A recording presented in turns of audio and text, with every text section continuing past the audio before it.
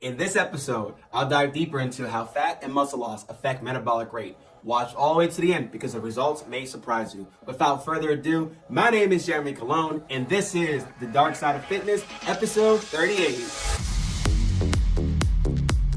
Research shows that losing weight can increase your metabolism. One reason, metabolism is related to body size. People with larger bodies generally have higher resting metabolic rates than people with smaller bodies. So when you lose body mass, whether it's fat, muscle, bone, or any kind of tissue, your metabolic rate decreases. To make matters worse, you may also experience metabolic adaptation. This is when your resting energy expenditure is even lower than expected based on your new body size after weight loss. It's thought that this occurs due to changes in hormones, particularly leptin, which may decrease metabolic activity throughout the body.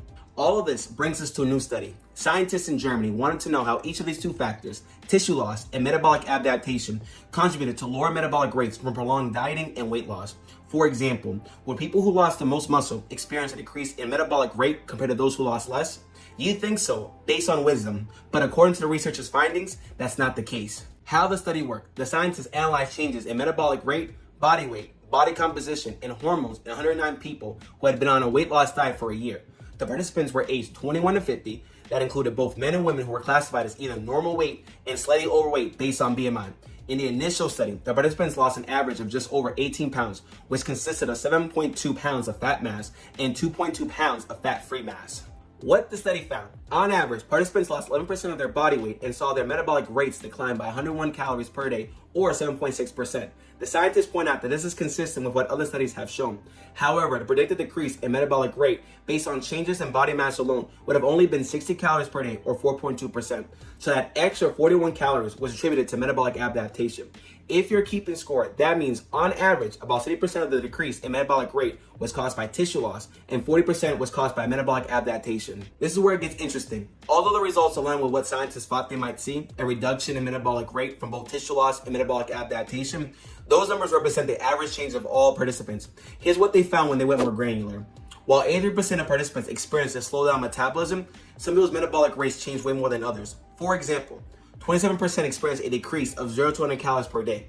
33% experienced a decrease of 101 to 200 calories per day. 21% experienced a decrease of 201 to 300 calories per day. 2% experienced a decrease of more than 300 calories per day. What's more, 17%, about 19 out of 109 participants, actually saw an increase in metabolic rate. This data suggests that individuals' response can vary a lot. Interestingly, differences weren't seen only in terms of how much the participants' metabolic rate changed, but also in regards to why it changed. Some people had significant decreases in metabolic rate due to tissue loss, yet had significant increases in metabolic adaptation. Others behaved more how do you expect. They had significant increases in both metabolic rate from both tissue loss and metabolic adaptation. Overall, the scientists found no link between the amount of muscle people lost and increased metabolic rate. One likely reason: people who lost the most muscle experienced less negative metabolic adaptation than those who lost the least muscle. The amount of fat they lost, however, was related to a lower metabolic rate. More fat loss was also related to greater negative metabolic adaptation. Here are some coaching takeaways from this study. Number 1, as you lose weight, your metabolism is likely to decrease. This is well established and consistent with the body of scientific evidence. Specifically, the more fat you lose, the greater decrease in metabolic rate due to metabolic adaptation, according to this research. While this study reports that some people didn't experience the slowdown, it also shows that these folks were the exception, but not the norm. Number 2, muscle is very important to metabolism. Even though this data shows that muscle loss wasn't associated with a decrease in metabolic rate, it still matters. Muscle burns about 13 calories per kilogram per day, about 6 calories per pound per day. So it's valuable metabolically active tissue. Even if the study findings didn't underscore that, it's also important for metabolic health as it helps regulate blood sugar. Plus, the energy required to build and maintain muscle can be meaningful to your overall metabolism as well. What's more, losing muscle may drive up your appetite, cause you to eat more until you regain that muscle. Combined with a decrease in metabolism from tissue loss and metabolic adaptation, that can make sustaining weight loss even harder.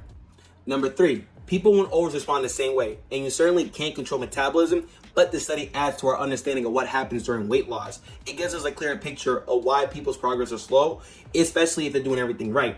A slowdown in metabolic rate doesn't mean progress has to stop altogether. It may simply take longer to reach your goal or require some additional trade-offs, such as reducing calorie intake or increasing physical activity. I want to say thank you so much for taking the time to watch this video. As always, please like, share, subscribe. Share this information when anybody can benefit from this. Until then, I'll see you in the next video. Take care.